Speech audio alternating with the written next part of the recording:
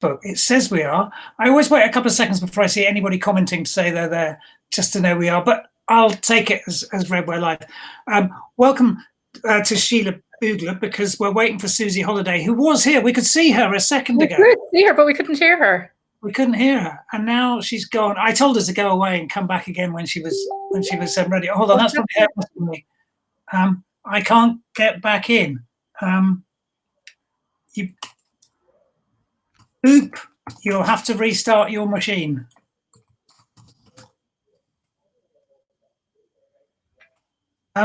So hold on, let me see. There's no sign of her there. No, so she's going to spend a little while coming back to us. Welcome everybody. Hello everyone. on Facebook. It's Wednesday, which just could be any day of the week at the moment. Yeah. But Sheila has kindly cleared, and I only really invited her this minute. Sheila had been sort of saying, "Well, when are you going to invite me?" And finally, I had to invite her. Because I pestered you so much. But you know, you're here, and it's lovely to see you. Half the pleasure of this is actually seeing friends in, and having a look around their rooms, of which I can't see much of yours, but that's all right. That's probably just as well. I'm being resigned to the bedroom because the kids have basically taken over the rest of the house, and it's the warmest room in the house as well.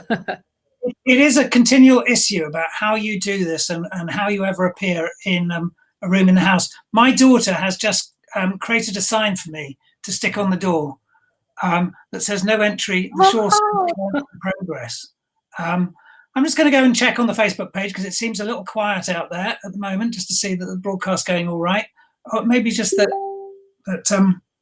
I think, can we hear Susi coming back? Oh, is that right? I think so. It's exciting. This is really exciting. This is much more fun than doing it in person. Well, as I did say yesterday, the hilarious bit of it yesterday was that I was doing a broadcast yesterday. I don't know if anybody here was there yesterday. And I could hear nobody at all. So I did a 30-minute interview where I had no idea what anybody said, which, having been a journalist quite a lot of my life, I thought that was quite an achievement, actually. Maybe slightly paranoid, and I had to go for a long lie down afterwards. But it was... were you just guessing what they were saying because their mouths were moving? Completely. And so that's hilarious. And I watched it back afterwards, and mostly there's none of those sort of yawning gaps like you get now on television when the people are still nodding a lot before the feed comes back. I thought it was pretty good. And occasionally I asked a question that had relevance to something they were saying, which is just miraculous. Did they actually know that you couldn't hear them? I did. It was part of the comedy of the moment. That's brilliant. I love it.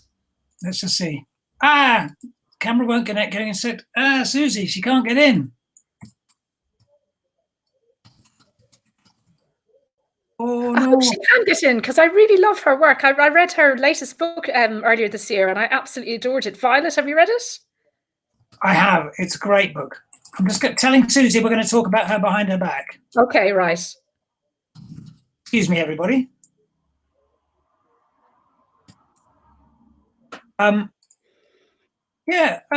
anyway, I'm still sort of slightly surprised that nobody's commenting. I think there might be something slightly dodgy with this. Do you think that we're just talking to ourselves and there's nobody else here? I can see there's 11 comments in the thing, but they're not appearing. So let's hope people can see. Let me just go and see. Okay. Unfortunately, this Facebook is so weird these days. There's 18 people watching. Okay. That's always good. Hello, everyone. Anyway. Hello, everybody. Anyway. You're expecting Susi. Yesterday, this is seamless. I tell you, this is brilliant. And I'm trusting that the comments will start to appear and it hasn't gone suddenly quiet. Susi just messaged again. Oh, yeah, they are commenting, but hold on, where's Susi's comments gone? Susi, I might pretend to be Susi, and I could just like invent her whole life and her inspirations and. Well, let's talk about her book actually for a bit, because it is a great book. Yeah. Now, Violet by Susi Holliday.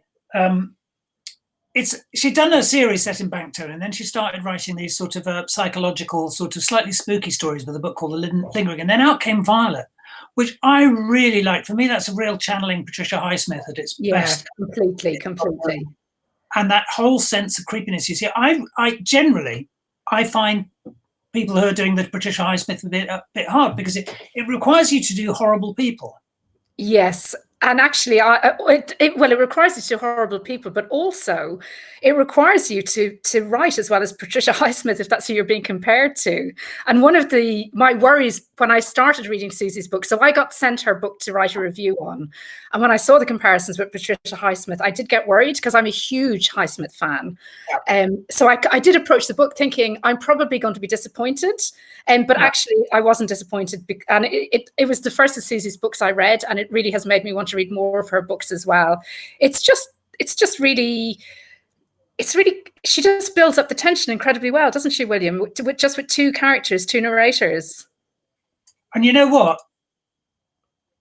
Talk of the devil, I think she might be with us. Can you hear me? Yes. Can you hear me? We were saying such nice things about your book, you know. Yeah. We were saying such fantastic things. There's something odd happening, because I'm not seeing the comments on Facebook. So all the people who generally come along, please apologise to me. It's as with yesterday, but not quite as catastrophically. It's gone a bit wonky here, because generally I can see exactly what people are talk about the programme, and I know there are people out there, because there's about 20 something people watching. I can see some comments. You can see them. I can't. Anyway, if you do you want me to read them out?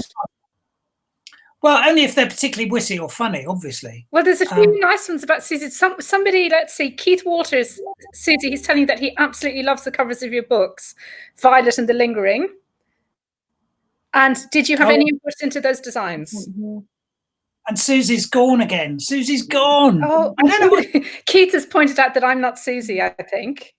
Oh, yeah. She's gone again. Look, but we can see her. We can get a nice view of her living room anyway, which is excellent. Oh, can I just say hi to Francesca? Hello, lovely. But no, and I think it's a real trick to do that kind of stuff. I mean, we'll be really horrible about her if she does actually come on and hear us. But while she's not there, we're actually going to say nice things about her, because I really love that atmosphere, and it's a really unusual thing. I think one of the things about, we're both crime writers, one of the things is you find people doing the same tropes over again. And books like this are a real breath of fresh air, because it's beholden to very little that's going on at the moment, isn't it? Do you know what I mean? Completely. But also, I think what Susi did so well in the book is that kind of claustrophobic sense of when you're traveling, like those young girls were traveling like that as a backpacker with people that you don't really like, but you're forced to be in their company. And you're kind of thrown together as two quite different people, and you make the best of it. But after a while, that situation becomes almost unbearable, and you start to really, really hate that other person. That certainly happened to me when I've been backpacking before. And Susi, I don't know, can you hear us yet? No. She did such a great job of building up that tension.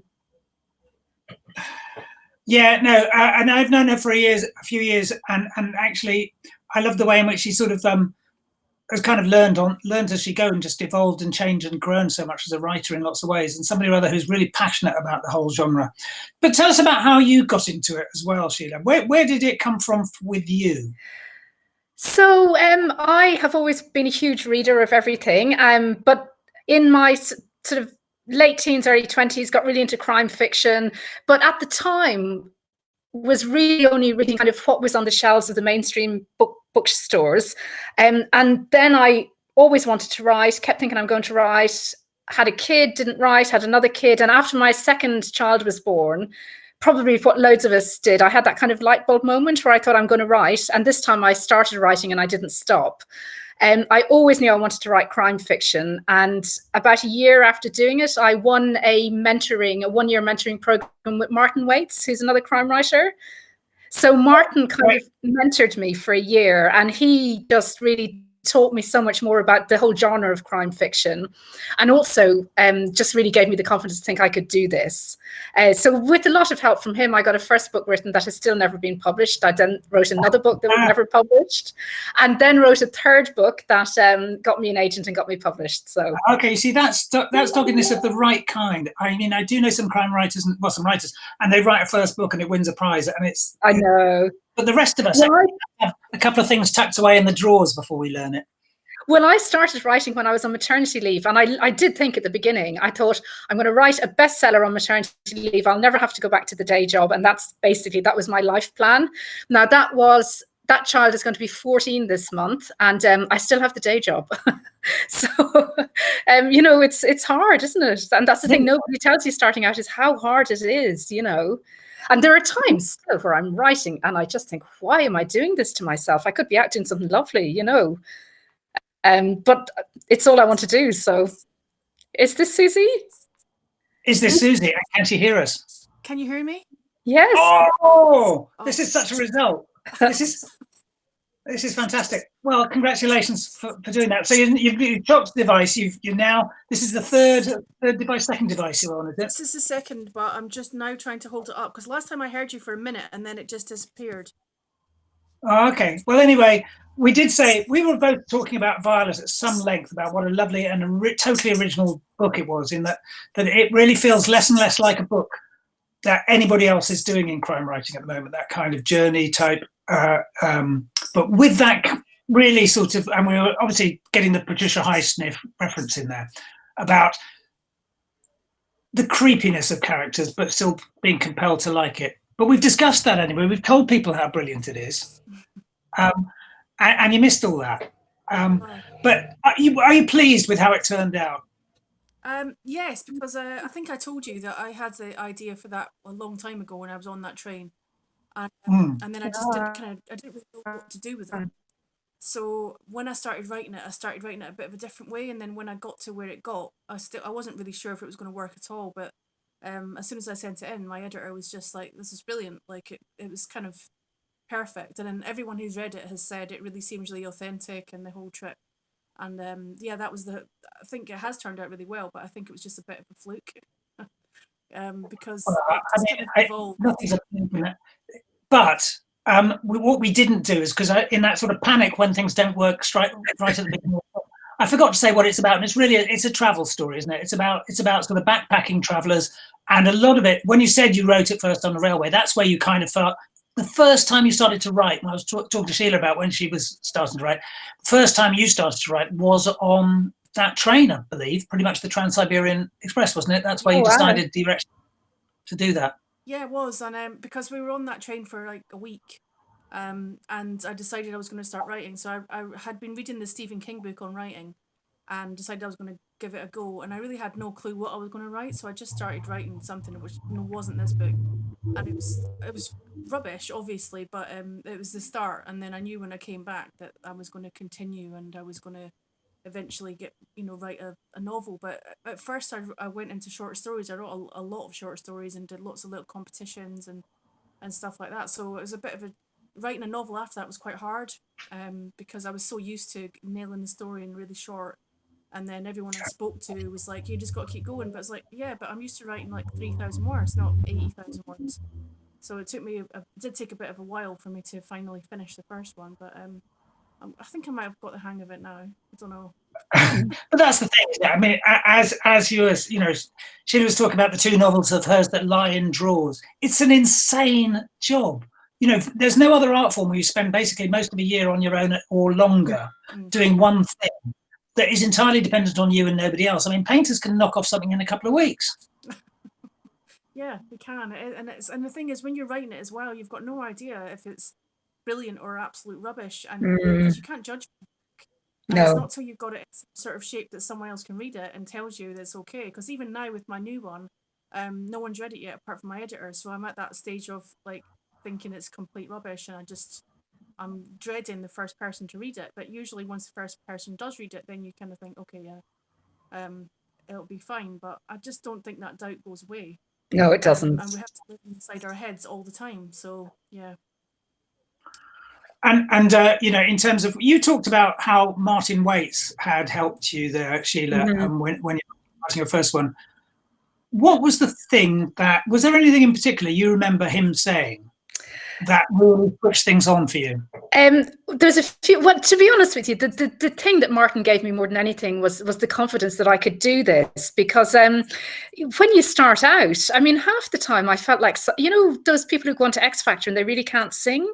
Like, so you just think like, am I completely mad? Am I deluded? And am I the only person who thinks that I can do this? So that was really what Martin gave me more than anything, the confidence to think, yes, I can do this. And And that's really stayed with me, actually. And that was really important, because I think it's so hard in those first few years not to just throw the towel in, because it's really difficult. It's really difficult to be taken seriously. It's really difficult to find an agent. And then when you find an agent, it's really difficult to find a publisher.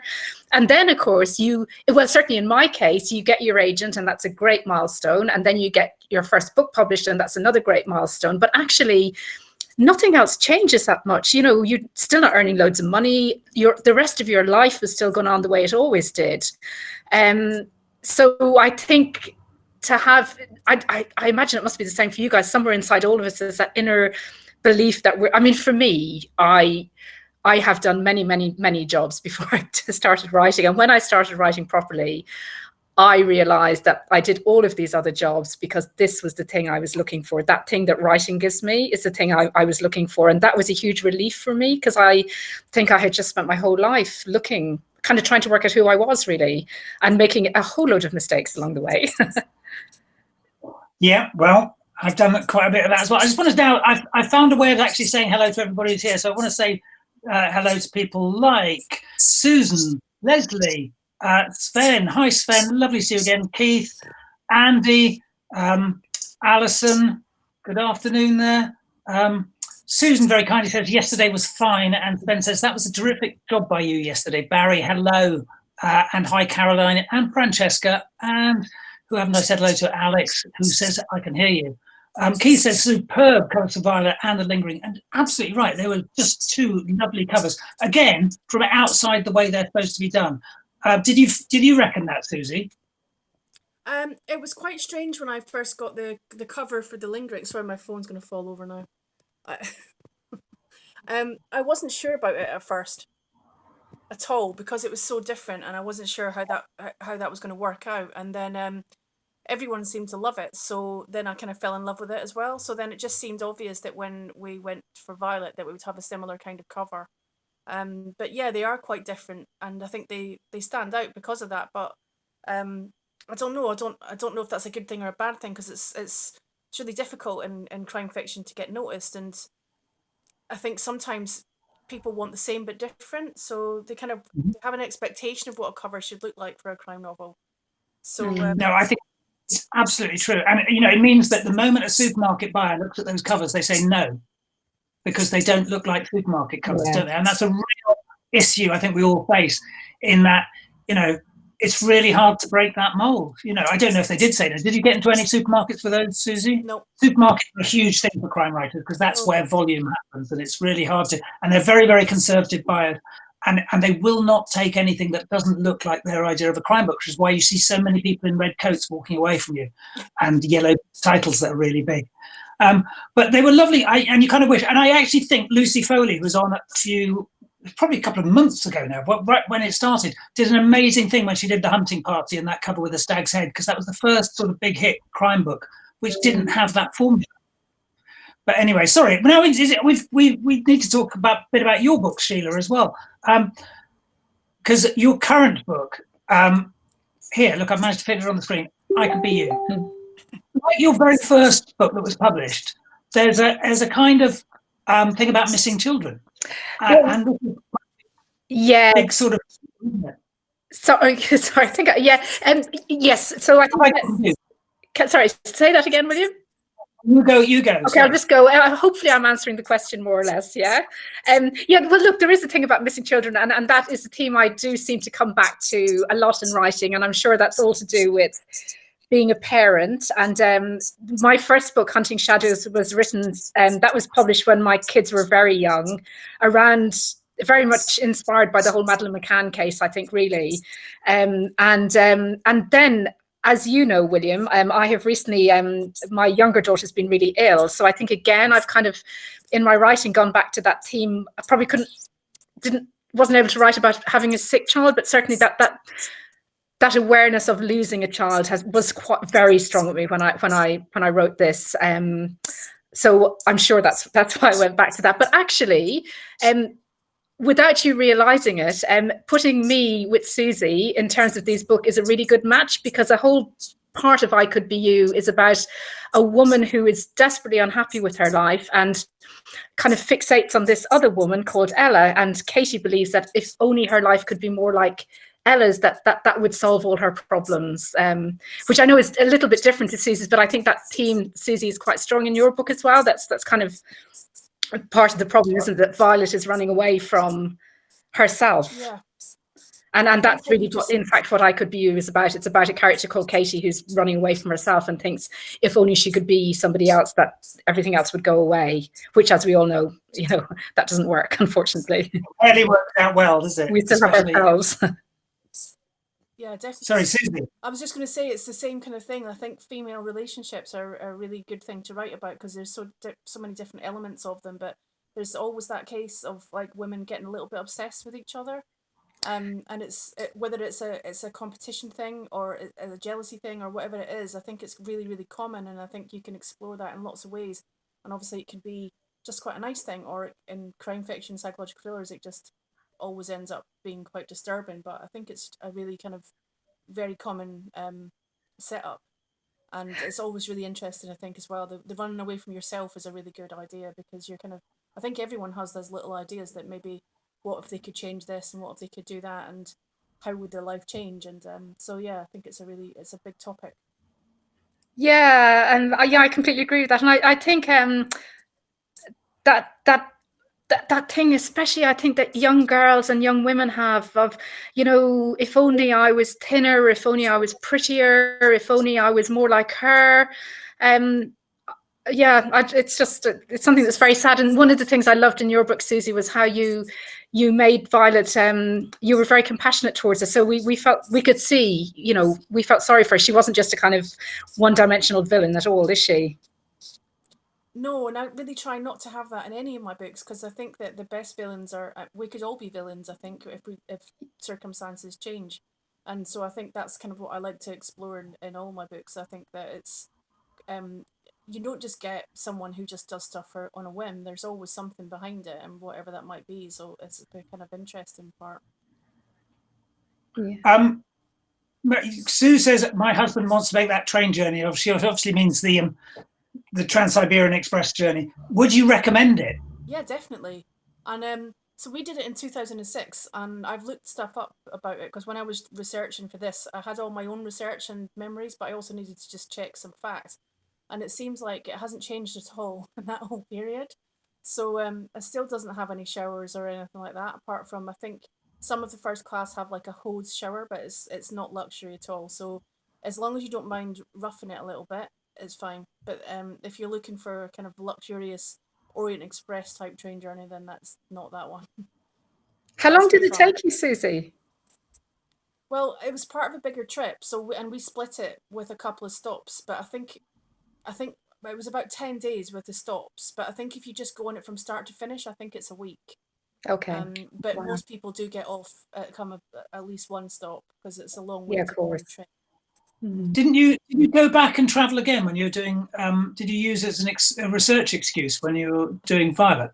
No, not really. I wish I had done now that I'm not allowed to go anywhere ever again. No, I know that's the thing. That's part of the thing about reading books like that. Well, any book. I'm now beginning to think in any book when there's a scene full of people that it just feels a bit strange. Sheila, you've got another book coming out in July. Now, you can't probably see this, Susie, but I've just put her title up on the screen. Can you see? You're on a phone. You can only just see. I can see that now. Yeah, I can't see you ever. Will, I can only see Sheila. You can't see me. It's for the best. And how untidy my room is compared to both of yours. Tell us about When the Dead Speak. Now, this is coming out literally 2 months' time, yeah? 2 months' time. So it's the second book in the new series that I started with Canelo. Both of all of the books are set in Eastbourne, where I live now, which I think is just an amazingly beautiful place. The second book, When the Dead Speak, it features my main character, Dee Doran, again. She's a kind of jaded journalist in her 50s, very menopausal, definitely not a sort of perfect middle-aged woman. She behaves quite badly sometimes, but she's very dear to me, I must say, and reminds me of lots of my friends in their early 50s. And she is investigating a story of two women who were both killed in the same way in the same church 60 years apart. Oh, right, very good. Yes, I mean, Dee Doran, it sounds like a bit of a, did you intend her to be carrying a series, or is she sort of taken a life of her own? I didn't intend I Could Be You to be the first in a series. Actually, I intended it to be a standalone, but I've done that too. Yeah, really? Yes, because your Dungeness series that started off as a standalone novel, didn't it? Yeah, I know. I lied. I said it was a standalone. But Cupidie is such a great character. She has to be a series, doesn't she? Well, thank you very much indeed. But you've got one coming out very soon as well, haven't you there, Susie? Let me just try and get the cover up of that one. Hold on a second, because that's rather fabulous as well. The Last Resort, which is a lovely title for a book. Yeah. And presumably the resort there, and very red. Ooh, very red. Cover. That's a good cover as well. I can't see it. Oh no, I can see it, yeah. Yeah, that comes out in November. So this one's a bit different. Is it all done and dusted? Sorry? Is it all done and dusted? Are you still working on it? No, it's done. I just did the proofs a couple of weeks ago, so yeah, it's finished. So that's it now.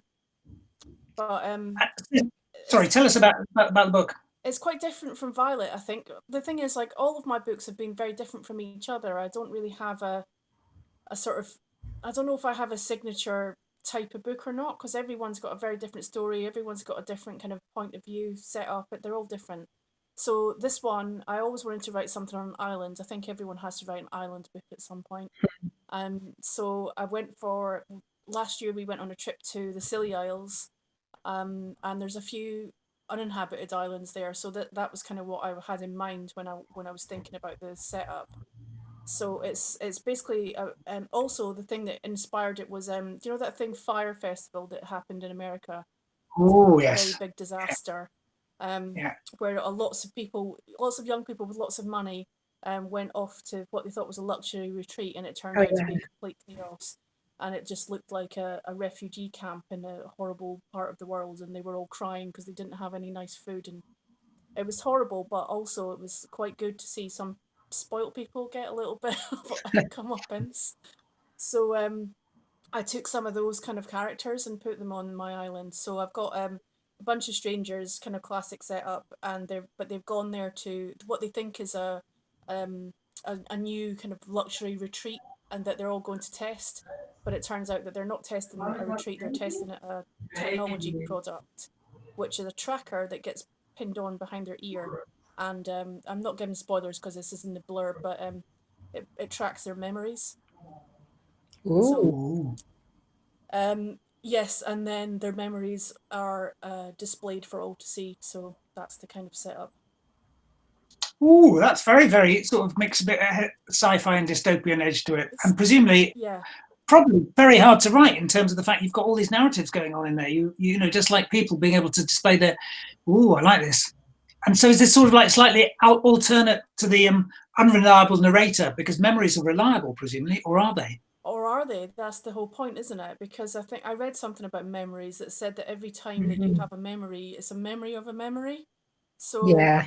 They're not reliable. And I think also people also kind of build their own narratives, how they want to perceive people to perceive them, and how they want to imagine that their own past happened. So I think if you had some device that could actually tap into the true real memory, I think a lot of people might be a bit shocked. And so I kind of wanted to do something a bit different, so that this book and the one after are both, they are psychological thrillers, but they've got a little bit of this kind of technology, almost Black Mirror type stuff that you can imagine that already probably almost exists, rather than being like, sort of all out sci-fi. So yeah, it was quite difficult, because I had to make sure that my technology made sense, even though it's fictional. And that was quite, the edit was quite big on that, because it was like about making it believable. And I think it is, but like I said, I haven't actually had any feedback on this book yet, so I don't know. We'll see. Oh, yeah, well, that's the way it's the most horrible time, isn't it? You've done all the work, you can't make it any better, and now you've got to wait till November before it actually comes alive. Yes. Few nice comments here. Irene says, love Sheila's books, very talented writer. Oh, Abby is great chat as always. And Sven and Andy are having a very pleasant bicker there. Timea says your book sounds awesome there, Susie. Oh, that's good. Thanks, Timmy. But you both actually travelled a lot and lived in lots of different places before you settled down and things like this. Did that feed in at all? It clearly did with you, Susie, in terms of holiday travel. But you actually both of you lived and worked in many places before you sort of settled wherever you are now. Yes, I have lived in lots of different places. And I think for me, I'm probably the same for you, Susie. Obviously, all experience feeds into our writing. But I think for me, one of the biggest things it gave me was that knowledge that people are basically all the same wherever you go. And I remember when we moved from London to Eastbourne, lots of my sort of very metropolitan London friends were sort of going, how could you move to Eastbourne out of the big city? And I remember saying to them, I just think people are people, you know, wherever you go, you find people like you and you find people who aren't like you. And that's whether it's in Eastbourne or Argentina or wherever. That's the big thing I've learned anyway. Susie, I don't know about you.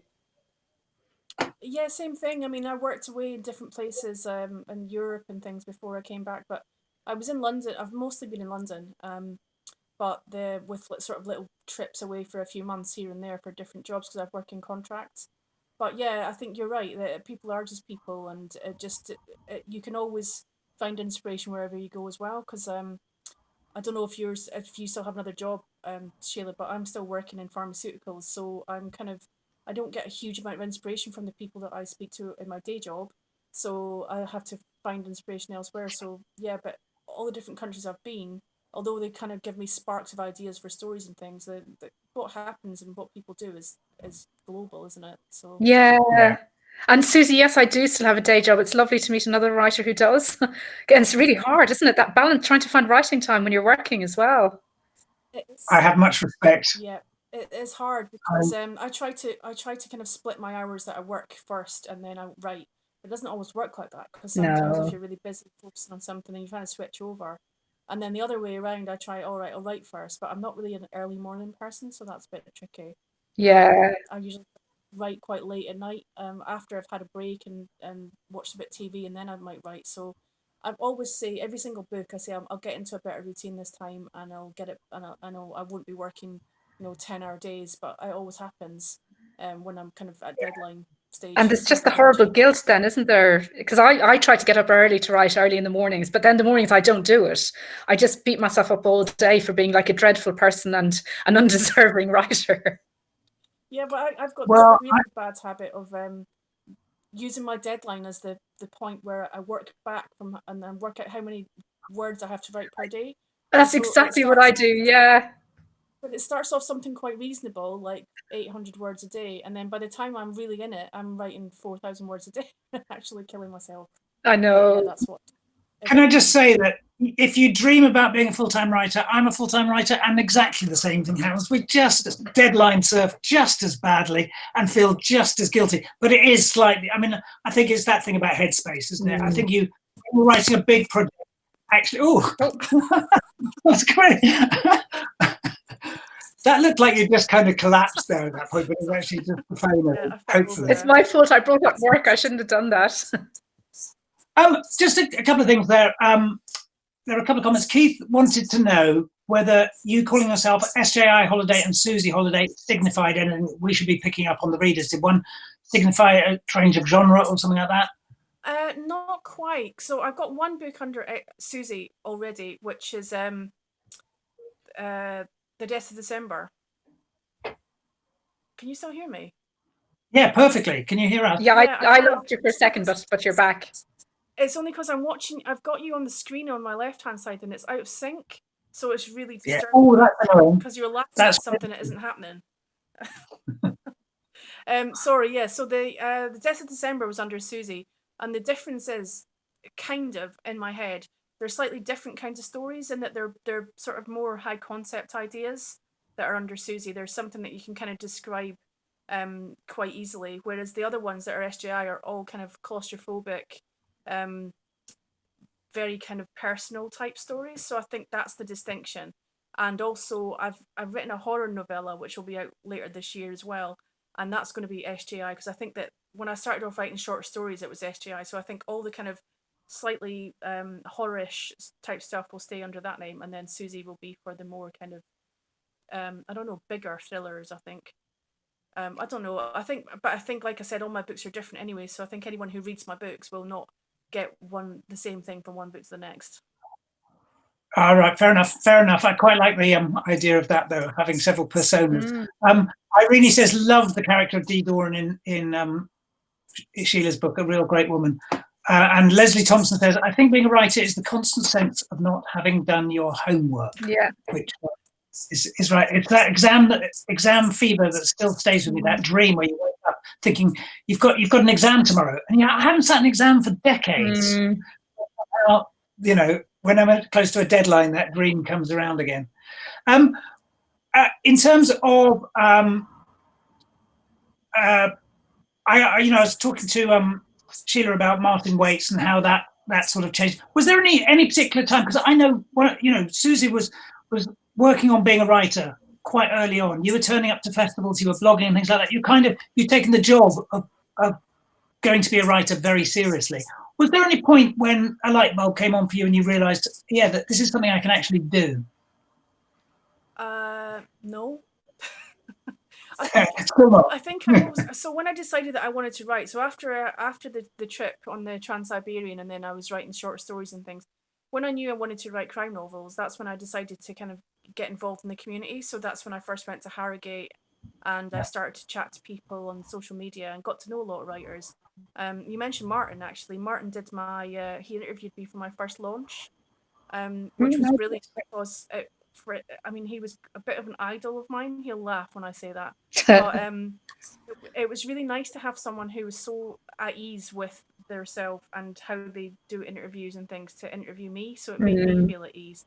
And it was a really successful book launch. I had about 80 people in Waterstones and Chiswick, and the manager was delighted because we sold loads of books, and I think he hadn't been expecting it to be such a big thing. But, that was amazing. It really kind of kicked it off, because then I thought, you know what, it's not just about writing books, there's other things that are involved in it, and you don't have to do those things, because lots of authors don't like doing talks and things. But I think it was nice, and it's also nice to realise how welcoming the community are to people.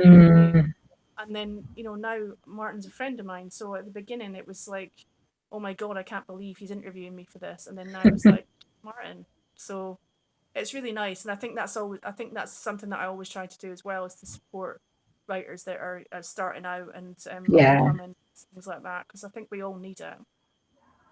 And I had a conversation with you about Ken Bruin, because now Ken Bruin is an Irish writer, really pioneer of Irish crime writing, and outran your way. You're from the West Coast, aren't you? And I met him in Galway, and he's just like, when you meet people like that and they're so welcoming and encouraging, it does really make you think, oh, I'm allowed to do this as well. Yeah, and he was really supportive of me, actually, in when I had my first book out, my first few books. Like all crime writers, he's just a really lovely, generous person who has just helped get me on my way, as you're doing, William, I think, for lots of writers now, and as I hope we can all do for the kind of next generation of up-and-coming crime writers, which I still am. I don't want too many of them, for God's sake. I mean, for goodness sakes, encouraging is one thing, but and I don't mean that.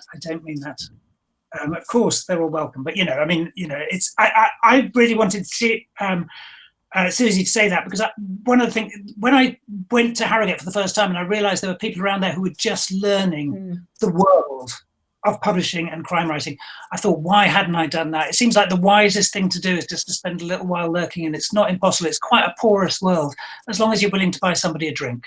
Because I was too intimidated to go to any of the festivals until I got published. I just thought I would. Now I realise it's completely stupid. But I remember Martin said the same thing to me, that he refused festivals until he had his first book out. I just would have felt I stood like a fraud half the time. The first time I went to Harrogate, I was absolutely petrified. But you get over that pretty quickly, don't you? Because everyone's really lovely. Yeah, it was. There's a few people saying that was a great launch event as well. So there's people who are at your launch event who are still here. You haven't managed to slough them in the intervening years. These are my top fans that are on this chat today. I'm very happy to see them here. Good. We're doing very well. But as we're reaching the 40-minute slot, I try and keep it under a half. But as we started a bit strangely, I've kept it going a bit longer. But I'm going to draw close to it there and thank Sheila and Susie so much for coming and making it through the tech. One day this will go smoothly and it'll all be fine, but then we'd miss the fun of it. And I apologize to everybody whose comments I haven't been able to put on screen this time around, because I really enjoy pressing the buttons and putting the comments on the screen. But for some reason, that didn't decide to work either. But huge thanks to Susie, huge thanks to Sheila, and see you in the flesh at some point soon, I hope. Thank you so much. Bye-bye. Thanks, Bye. Phil. Goodbye. And thanks for persisting there, Susie. Cheers.